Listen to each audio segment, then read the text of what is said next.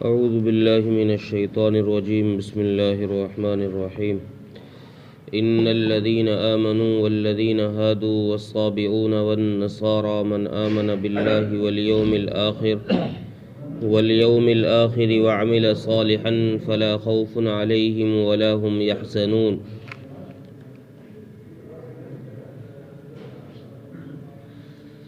اس سے پہلی آیت میں اہل کتاب کو تورات و انجیل اور قرآن کریم پر عمل کرنے کی دعوت دی گئی اور یہ بتایا گیا کہ تم سیدھے راستے پر اسی وقت صحیح چل سکتے ہو جب تورات، انجیل، زبور اور قرآن کریم ان کتابوں پر ایمان لے کر آؤ گے اور ان پر ایمان اس طرح لاؤ، ان کی اتباع اس طرح کرو جیسے یہ آسمان سے نازل ہوئی ہیں، کسی کمی بیشی کے بغیر۔ اب یہاں اللہ تبارک و تعالیٰ نے اس آیت کے اندر ایمان اور فکر آخرت، ایمان باللہ اور ایمان آخرت کا یہاں ذکر کیا ہے اور اس میں 4 قوموں کا یہاں ذکر کیا ہے کہ اللہ پر ایمان لانا اور آخرت پر ایمان لانا انسان کی نجات کے لیے یہ چیز ضروری ہے، اور اس میں پھر 4 قومیں اللہ نے ذکر فرمائی ہیں۔ سب سے پہلے مسلمان، دوسرے یہودی، تیسرے صابئی اور چوتھے نصارہ۔ یہ 4 قومیں یہاں ذکر فرما کر اس طرف اشارہ کیا ہے کہ اللہ کے یہاں نجات کے لیے کوئی حسب نسب نہیں چلے گا۔ کوئی یہ سوچے کہ میں بڑے خاندان سے ہوں، بڑے باپ کی اولاد ہوں، میں نبیوں کی اولاد میں سے ہوں، اللہ کے یہاں نجات کے لیے یہ حسب نامہ نہیں چلے گا، نسب نامہ نہیں چلے گا۔ اللہ کے یہاں نجات کے لیے ایمان باللہ اور ایمان باللہ کے ساتھ ایمان بالرسول اور ایمان بالآخرہ، یعنی قیامت کے دن پر ایمان لانا، یہ چیزیں نجات کے لیے نجات کا سبب بنیں گی۔ اور یہاں ان 4 قوموں کا ذکر کرنے کے بعد مفسرین لکھتے ہیں کہ ان میں سے 3 قوم تو ایسی ہیں کہ جن کو سب جانتے ہیں اور دنیا کے اکثر علاقوں میں یہ قومیں پائی جاتی ہیں، مسلمان، یہودی اور نصارہ۔ یہ دنیا کے اکثر علاقے میں پائی جانے والی قومیں ہیں، لیکن یہاں جو چوتھی قوم جس کا ذکر فرمایا، صابئون، اس کے چونکہ یہ ایک ایسی قوم ہے جس کا تعارف لوگوں میں نہیں ہے، لوگ جانتے نہیں ہیں کہ کون ہے صابئی، تو اسی لیے مفسرین میں اس میں اختلاف ہے کہ یہ کون لوگ ہیں، کس کو ماننے والے ہیں، کس کی عبادت کرنے والے ہیں۔ مفسرین کے اندر، علماء کے اندر اس میں اختلاف ہے۔ علامہ ابن کثیر رحمۃ اللہ علیہ تفسیر ابن کثیر کے اندر بحوالہ قتادہ رحمۃ اللہ علیہ نقل فرماتے ہیں کہ صابئون یہ وہ قوم ہے جو فرشتوں کی پوجا کرتی ہے۔ جیسے بہت ساری قومیں آگ کی پوجا کرتی ہیں، بہت ساری قومیں دوسری اور چیزوں کی پوجا کرتی ہیں، تو فرماتے ہیں کہ صابئی جو ہیں یہ فرشتوں کی پوجا کرنے والے ہیں، اور زبور کی یہ تلاوت کرنے والے ہیں، یعنی جو حضرت داؤد علیہ السلام پر نازل ہوئی ہے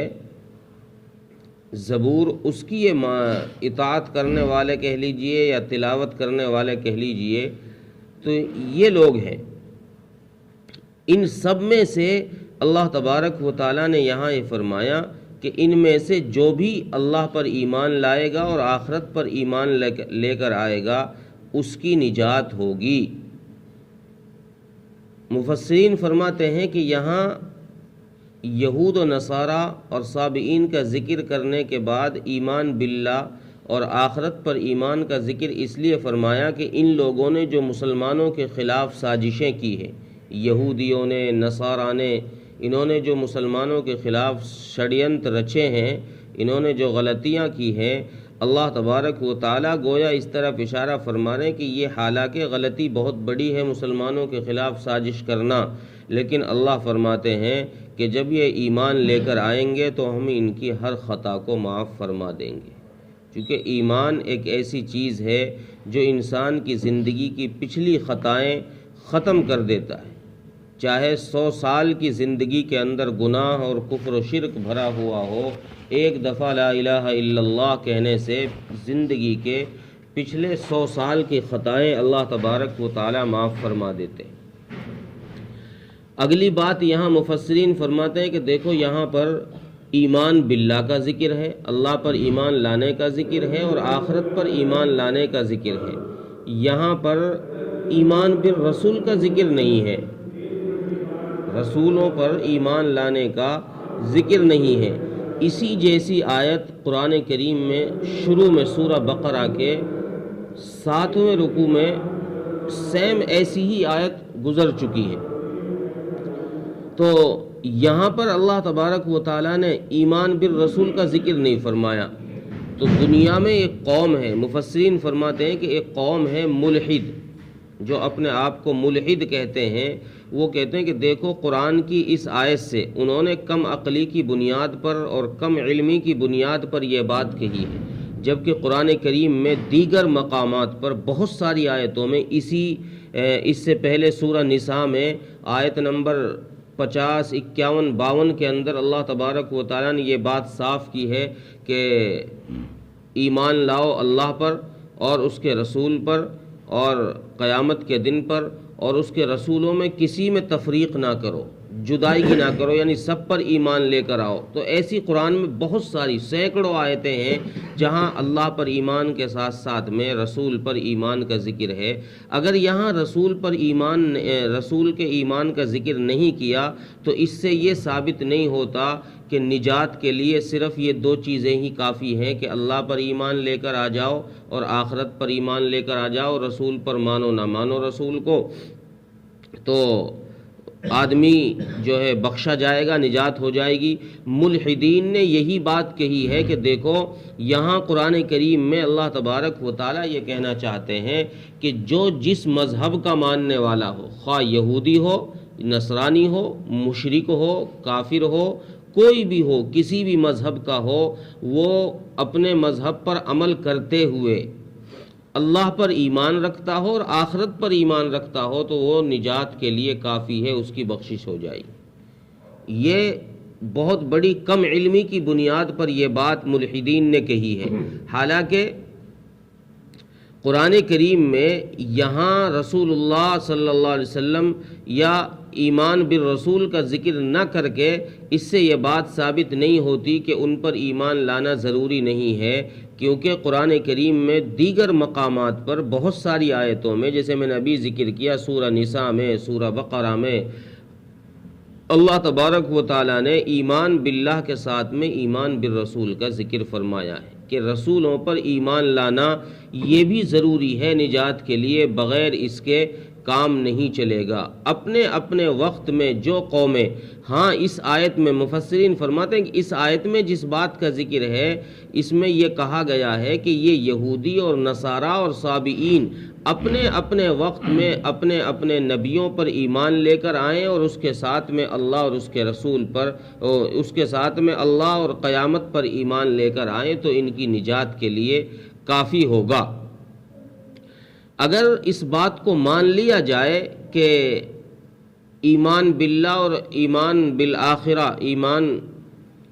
صرف یہی کافی ہو جائے گا نجات کے لیے، تو پھر تو انبیاء کا دنیا میں بھیجنا نعوذ باللہ بیکار ثابت ہوگا، پھر نبیوں کے بھیجنے کی ضرورت ہی کیا رہے گی، اور خصوصاً رسول اکرم صلی اللہ علیہ وسلم کے بھیجنے کی ضرورت ہی کیا رہ گئی جب ایمان لانا ہی ضروری نہیں ہے۔ جب لوگوں کو، امت کو نبی پر ایمان لانا ہی ضروری نہیں ہے، نجات کے لیے صرف اللہ پر ایمان لانا کافی ہے، تو پھر تو نبیوں کے بھیجنا بھی نعوذ باللہ بیکار ہو جائے گا۔ تو اس لیے یہ فضول کی بات ہے، بیکار کی بات ہے، لغو بات ہے۔ اگر آدمی قرآن کا ترجمہ بھی پڑھا ہو،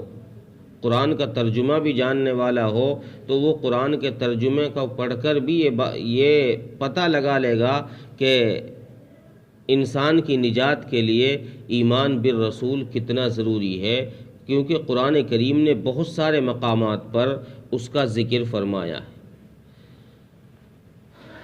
اب یہاں پر اللہ تبارک و تعالیٰ نے دو چیزیں ذکر فرما کر فرمایا کہ اللہ پر ایمان لاؤ اور آخرت پر ایمان لاؤ، اور پھر ایمان کے ساتھ ساتھ میں وَعَمِلَ صَالِحًا فرمایا کہ نیک عمل کرو۔ صرف ایمان لانا ہی کافی نہیں ہے، نیک عمل کرنا بھی ضروری ہے کہ نام تو رکھ لیا عبداللہ، عبد الرحمن، مسلمان ہو گیا، مسلمان کے گھر میں پیدا ہو گیا، اب سارا دن عیاشی اور مکاریوں میں گھوم رہا ہے، اس سے نجات نہیں ہوگی۔ نجات کے لیے یہ لازم ہے، ضروری ہے کہ جیسے ایمان لایا ہے اللہ پر اور آخرت پر، ویسے ہی اعمال صالحہ کرے،